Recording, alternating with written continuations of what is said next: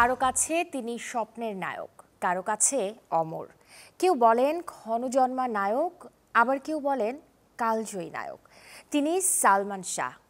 দর্শক, আজ এই তারকার ২৮তম প্রয়াণ দিবস। তাকে স্মরণ করে Tibet luxury soap presents colours 24 powered by Typhoon fabric কেয়ারের এই আয়োজন। সাথে আছি আমি শাফরিন জেবিন। আর আজকে আমার অতিথি দুজন পরিচালক যারা সালমান শাহকে নিয়ে নির্মাণ করেছেন চলচ্চিত্র। আছেন ছোটকু আহমেদ এবং আছেন জাকির হোসেন রাজু। দুজনকেই স্বাগত জানাচ্ছি আজকের আয়োজনে। এবং আজকে যেই বিশেষ দিন ঘিরে আমরা একসাথে বসেছি এবং শুরুতেই বলছিলাম যে ২৮ বছর হলো চলে গেছেন পৃথিবী ছেড়ে সালমান শাহ। যদি আমি সেই দিনটার কথায় ফিরে যাই, মৃত্যুর সেই দিনে প্রথম কিভাবে জেনেছেন যে সালমান শাহ আর পৃথিবীতে নেই? আমার একটা গল্প আছে এটার মধ্যে।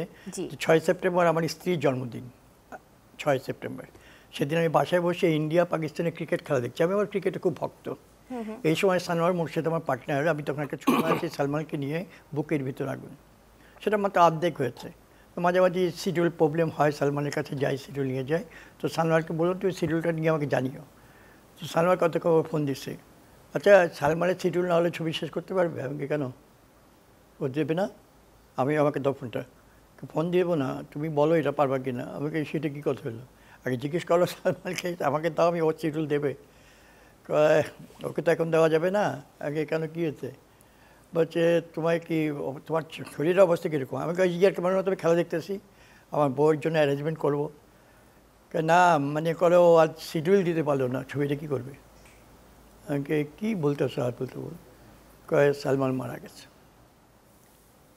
বুকের ভিতর আগুন। আমি আর আমার বউ আর সানোয়ারের বউ দুজনে প্রডিউসার। তো আমাদের যত টাকা পয়সা আছে সব ইনভলভ এটার মধ্যে। এবং এটা আমার ওই সত্যের মৃত্যু নয় করার মাঝামাঝি সময় সালমান বললো, এবং সিনেমার কাজটাও তো অর্ধেক করা ছিল। হ্যাঁ, সালমান মাঝামাঝি বললো আরেকটা ছবি শুরু করো, আগে তুই সত্যের মৃত্যু শেষ কর। না না, আপনার কাজ আমার খুব ভালো লাগছে, আপনি আরেকটা করেন। আমাকে আমার টাকা কই? আপনারা করেন, আমি আপনাদের সাহায্য করব। ওই আমাকে জোর করে বুকের ভিতরে আগুন আরম্ভ করলো এবং সেটি অর্ধেক করে ও চলে গেল। খুব শক পেলাম, এতগুলো টাকা ইনভলভ, এই ছবি কী করে কী করব। আমি এই প্রসঙ্গে আপনার সাথে আরও আসবো, কিন্তু এই মুহূর্তে আমি একটু রাজু ভাইয়ের কাছে শুনতে চাই। রাজু ভাই, যখন জানতে পারলেন সেই দিনটার কথা, সেই ঘটনাটা একটু আপনার কাছ থেকে শুনতে চাই। সেদিন আমি ঢাকার বাইরে ছিলাম, মুন্সিগঞ্জে ছিলাম। তো ওখান থেকে আমি ঢাকায় ফিরছি দুপুরবেলা। তো ফিরতে ফিরতে বিকেল হয়ে গেছে।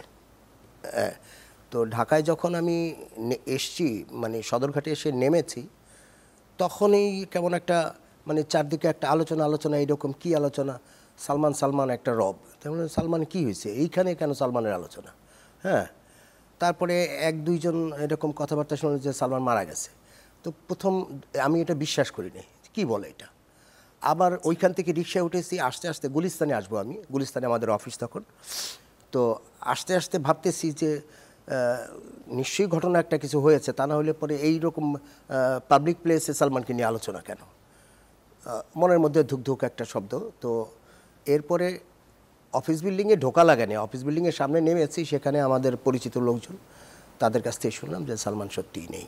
হ্যাঁ, তো এরপরে অনুভূতি ব্ল্যাঙ্ক হয়ে গেছে। হ্যাঁ, অনুভূতি এটা প্রকাশ করার মতো না, স্তব্ধ হয়ে যাওয়া। সংবাদটা তখন কেউই মেনে নিতে পারেনি, তখন কেন এখনো কেউ মেনে নিতে পারেনি। সেই জায়গায় যদি বলি যে হত্যা নাকি আত্মহত্যা, এই প্রশ্নের জট কিন্তু ২৮ বছরও খোলেনি। আপনারা কি বলবেন এই জায়গাতে? শুনো, হত্যা আত্মহত্যা এই কন্ট্রাডিকশনের মধ্যে আমি যাব না, কারণ আমি যা জানি সব শোনা কথা। কোনোটার মধ্যে, ঘটনার মধ্যে কিছুই সত্য মিথ্যা কিছুই আমি জানি না। আর এখন এত বেশি গুজব আর হুজুকে মানুষ চলছে যে কোনটা সত্যি কোনটা মিথ্যা বাছাই করাটা আমার জন্য খুবই প্রবলেম। বয়স হয়ে গেছে তো, এখন ৭৯ বছরে পড়তে যাচ্ছি। তো এত বছর বয়সে আমি এখন কোনো কন্ট্রাডিকশনের মধ্যে যেতে চাই না। সুতরাং এটা জাজরা হোক, এটা বিচারের ব্যবস্থা হোক, এটা ওরাই বলুক, যারা বিচার করছে, যারা আইন করছে, যারা তদন্ত করছে, তারাই রায় দিক যে এটা হত্যা না আত্মহত্যা। আমার পক্ষ থেকে এটা আসলে সঠিক বলাটা সঠিক হবে না। এই জায়গাতে যদি একটু বলি রাজু ভাই, যে সালমান শাহকে আপনারা খুব কাছ থেকে দেখেছেন, তো এমন একটা মানুষ পৃথিবী ছেড়ে চলে যাবে আত্মহত্যা করে, বা এটা কি কখনো মনে হয়েছে, বা তার পৃথিবী থেকে চলে যাওয়ার কারণটা এরকম কি হতে পারে? এই জায়গায় আপনি কি বলবেন? মানে আত্মহত্যা করাটা বিশ্বাসযোগ্য কিনা এটা আমি ছোটকু ভাইয়ের কথা ড্রেস ধরে বলছি যে আসলে এই কন্ট্রাডিকশন আমি তো প্রমাণ জানি না আসলে হ্যাঁ, কেউ তাকে হত্যা করেছে কিনা সেটাও জানি না, আমার কাছে প্রমাণিত না, এতদিনেও সেটা প্রমাণিত হয়নি। আর সে আত্মহত্যা করেছে কিনা, কিভাবে আত্মহত্যা করেছে সেটাও আমি চাক্ষুষ আমি নিজের চোখে দেখিনি, তো আমরা সেটা বলতে পারবো না। তবে আমার যেটা মনে হয় আপনার কথার প্রেক্ষিতে আমি বলছি সেটা হচ্ছে যে এইরকম একটা ছেলের পক্ষে আত্মহত্যা করা সম্ভব কিনা, মানুষের পক্ষে যে কোনো ঘটনা ঘটানো সম্ভব। আর ওই বয়সে ইমোশনটা বেশি থাকে তো হ্যাঁ, আমি যতটা দেখেছি সালমানকে বাইরে থেকে বোঝা খুব মুশকিল ছিল যে ওর ভিতরে এত ইমোশন। বাইরে থেকে মনে হয়তো খুব স্মার্ট, তাই না ভাই? খুবই স্মার্ট, কথাবার্তা একদম চটপট। আচ্ছা, তো কিন্তু ভেতরে সে অসম্ভব ইমোশনাল। ইমোশনটা তার এত সেন্সিটিভ ছিল, তো ওই দৃষ্টিকোণ থেকে আমার মনে হয় সে আত্মহত্যা করলেও করতে পারে। হ্যাঁ, হিট অফ দ্য মোমেন্ট হয়তো করে ফেলেছে। এই জায়গায় কি ছোটকু ভাই কিছু যোগ করবেন? আমি তোমাকে বলি, আমি ওর ইমোশন দেখেছি অনেক। আমার বুকের ভিতর আগুন ছবি শুটিংয়ের সময় এই যে চন্দ্র ফরেস্টে ও হঠাৎ করে খেপে গেল, মানে কি ব্যাপার, জনগণ যারা ছবি দেখছিল তাদের উপর খেপে গেল, ওদের মারতে গেল। আমাকে কী হয়েছে সালমা বলো? আঙ্কেল ও ওই খারাপ কথা বলেছে একটা দর্শক। আমি বলি দাঁড়ো, ওকে দর্শক তো ওরা অনেক রকম কথা বলবে, ওরা বাইরের দিক দিয়ে আছে, ওদের দেখো। তারপর ওদের কন্ট্রোল করা হলো, সালমান আবার সবার সরিকা আবার হলো, মানে ও হঠাৎ করে এ করে যেত, অনেক আবেগী ছিলেন, আবেগী, ও দারুণ আবেগী। গল্প নিয়ে ওর বাসায় বসতাম, ও খিচুড়ি আনতো, এটা আনতো, এটা খাও। একদিন একটা অবাক কাণ্ড, ও একটা নতুন গাড়ি কিনেছিল, গাড়িটা পাকনা মেলে উড়ে যায়, মানে এরকম করে। সে গাড়িটা কিনে আমাকে এনে বলে, বুকের ভিতরে আগুনে এসে শুটিংয়ে এসেই বলে চলেন আপনাকে বাসায় দিয়ে আসি। আমি আমার বাসায় নারিন্দার চিপা গলি, ওখানে ঢুকবে না তোর গাড়ি, কয় আমি আপনাকে বাসায় পৌঁছে দিব। রাত 12টার সময় তুফান বেগে গাড়ি চালিয়ে ওখানে গিয়ে এসে দিয়ে আসছে, মানে ওর জিদ, ওর আবেগ যে আমাকে দিয়ে আসবে। আপনারা দুজনেই তার সাথে কাজ করেছেন, আমি দুজনের কাছ থেকেই জানতে চাই। বাট শুরুতে ভাইয়া আপনিই বলুন, ছোটকু ভাই। ওকে ওকে, আমাকে অনেক বলে রাজু ভাই আজকে বলেই দিচ্ছে যে যা বলবে আগে ছোটকু ভাই বলবে।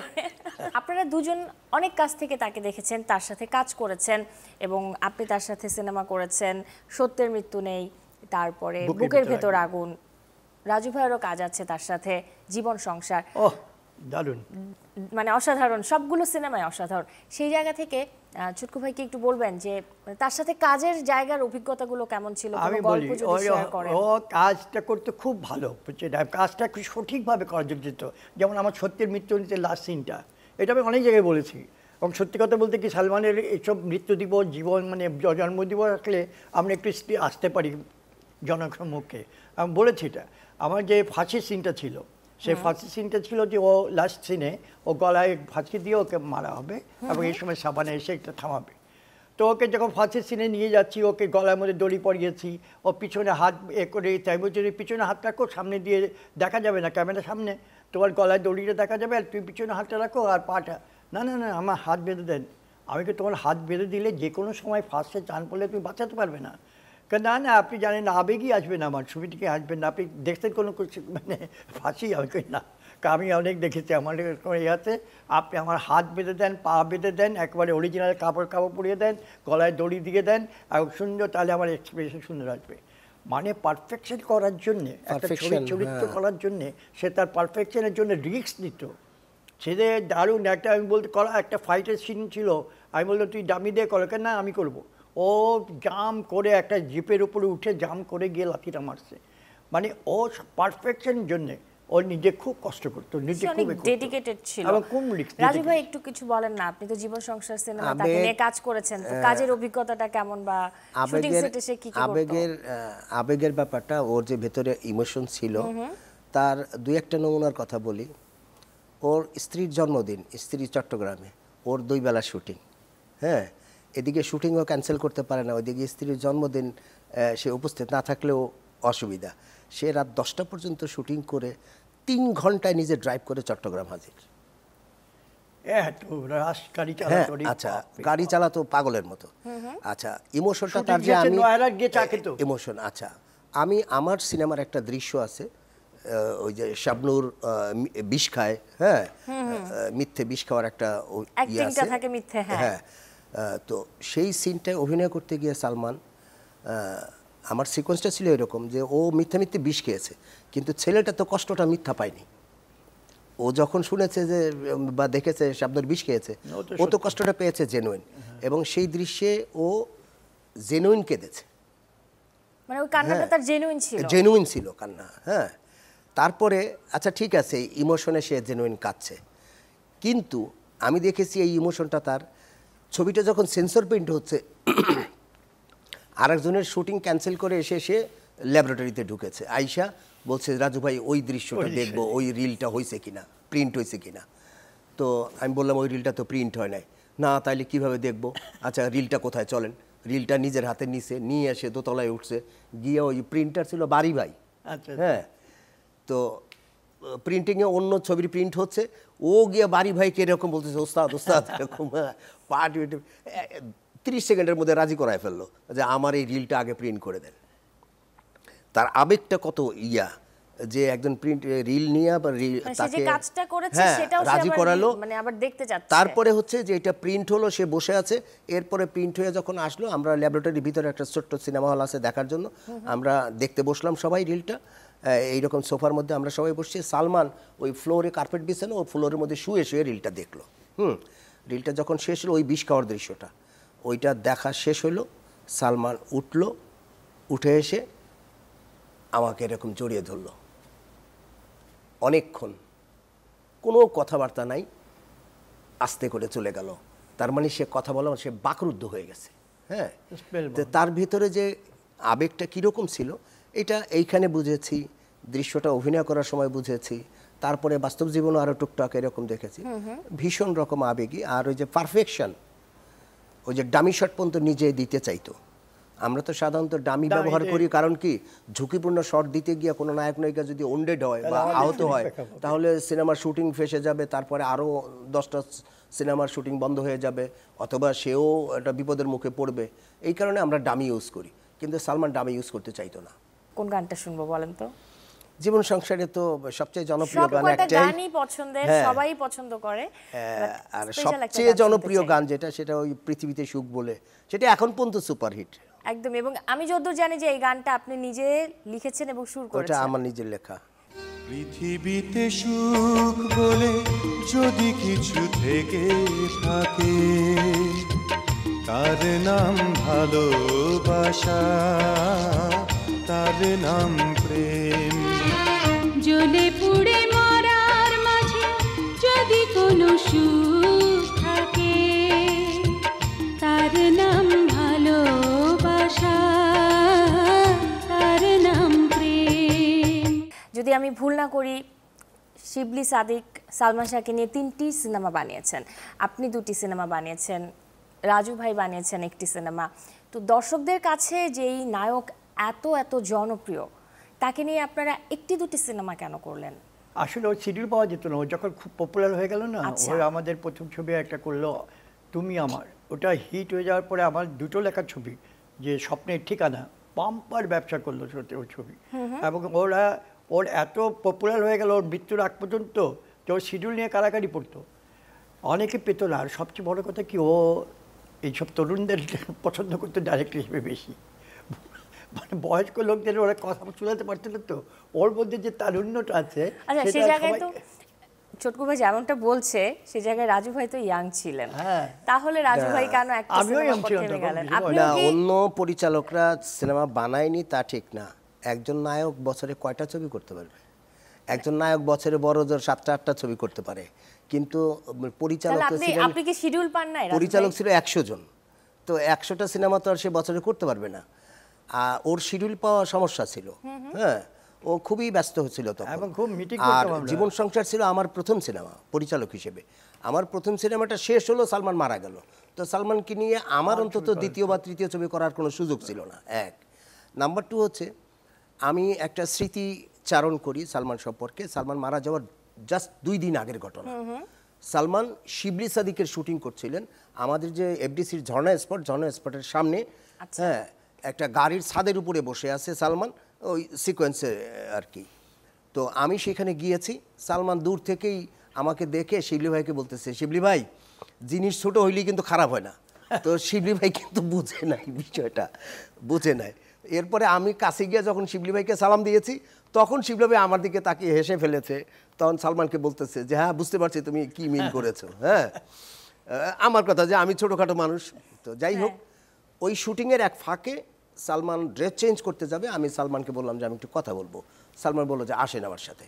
তো ওই চেঞ্জিং রুমে আমাকে সহ ঢুকলো, ও কাপড় চেঞ্জ করতে করতে আমার সঙ্গে কথা হচ্ছে। তা আমি ওকে বললাম যে সালমান, আমার ছবিটা শেষ হয়েছে, আমার তো প্রথম সিনেমা, এই সিনেমাটা যদি সুপারহিট হয় তারপরে না প্রযোজকরা আমাকে সিনেমা অফার করবে, আর সুপারহিট না হলে তারা আমাকে অফার করবে না।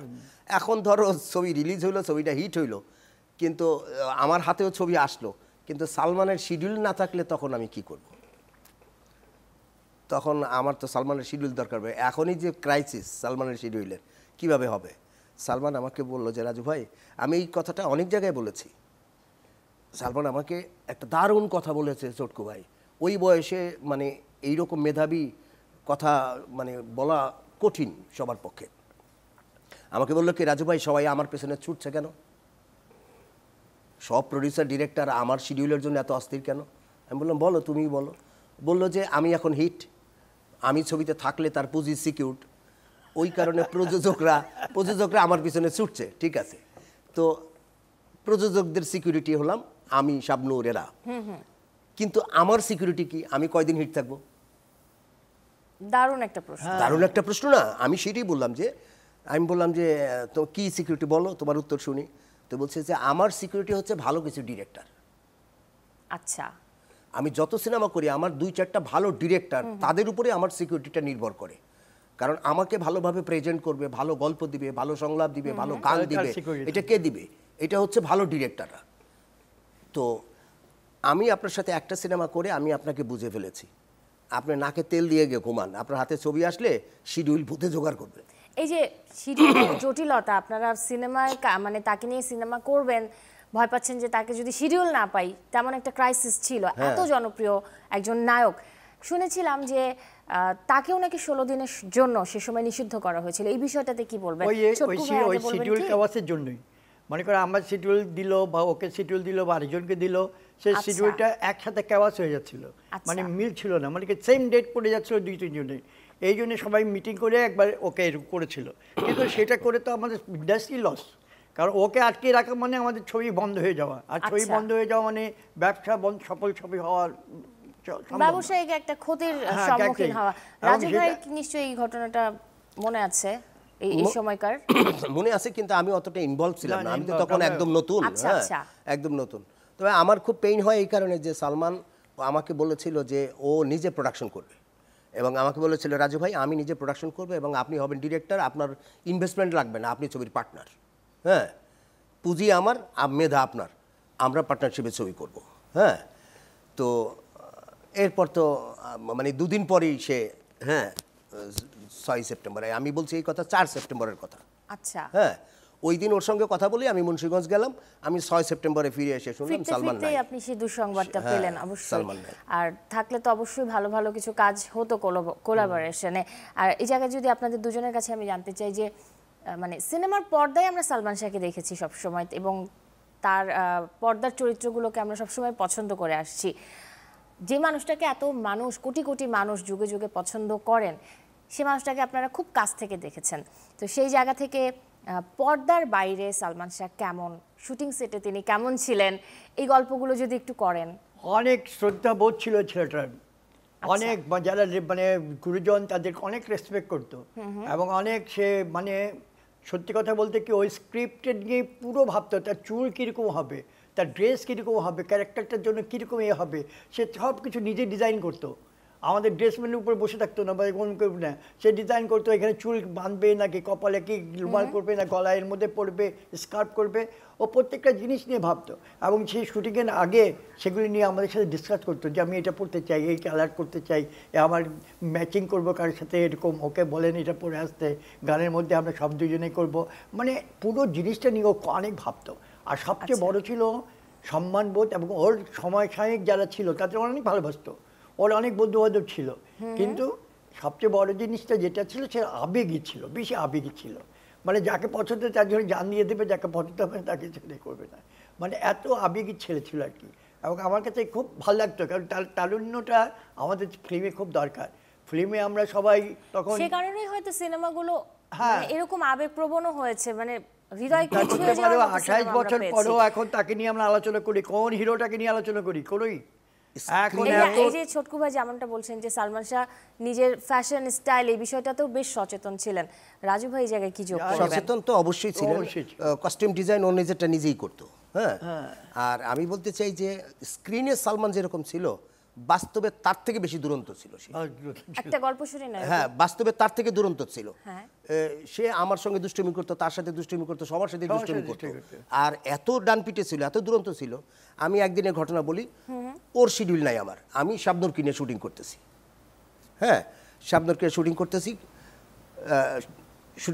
করতেছি, ক্যামেরা চলছে, এর মধ্যে কোত্থেকে সালমান আসছে অন্য এইখানে সেটের মধ্যে, এই শটের মধ্যে ঢুইকা শাবনূরকে এইরকম কাঁধে করে তুলে নিয়ে চলে গেল ফ্রেমের বাইরে। ক্যামেরা কাট কাট কাট, আমরা বসে রইলাম। কি হয়েছে, একটুখানি দূরে নিয়ে শাবনূরকে ফালা রেখে চলে গেল। তো মানে শুটিংটা একটু বানচাল করে দিল, দুষ্টুমি করে ফান, কেবল দুষ্টুমি। হ্যাঁ, মজা। শাবনূর বোকা হয়ে গেছে, আর আমরা সব সেটের সমস্ত লোকজন হাসতেছে, আর সে ফিরেও তাকাইলো না, সে চলে গেছে তো গেছেই। হ্যাঁ, তো এইরকম দুষ্টুমি সে সবার সাথে করতো। একটা প্রোডাকশন বয়ের সাথে সে দুষ্টুমি করতো। প্রোডাকশন বয়ের সাথে দুষ্টুমি করতো, তার বন্ধু ছিল, এত মজা করতো সে। তো এবং আমার কাছে যেটা মনে হয় যে এটা এত ভালো লাগতো আমার কাছে, যে আমি মনে মনে একটা জিনিস কল্পনা করি যে তারকা, সে জনগণের কাছে বাইরে তারকা, কিন্তু তার ঘরে ইন্ডাস্ট্রিতে সে তারকা না। সালমান তাই ছিল। সালমান জনগণের কাছে ছিল তারকা, অথচ ইন্ডাস্ট্রিতে সবার কাছে সে ছিল সাধারণ। আপনার সত্যের মৃত্যু নেই সিনেমারও সবকটা গান জনপ্রিয়, আমারও পছন্দ, আর বুকের ভিতর আগুন সিনেমারও সব গান পছন্দের। ওই বুকের ভিতর আগুনে তো একটা ছিল পাথরে লিখে নিলাম, ওটা খুব সালমান আর শাবনূরের নাচ। কিন্তু একটা রোমান্টিক গান তো দেখলে, একটা ট্র্যাজেডি গান দেখো, সত্যের মৃত্যু নেই, সত্যের মিনুয়েতে একটা আছে, চিঠি এলো যেটা শুনে কেউ চোখের পানি ধরে রাখতে পারেনি। কারণ মৃত্যুর আগেও চিঠিটা আসে এবং ওটা পড়ে গান করে, চিঠি এলো জেলখানাতে।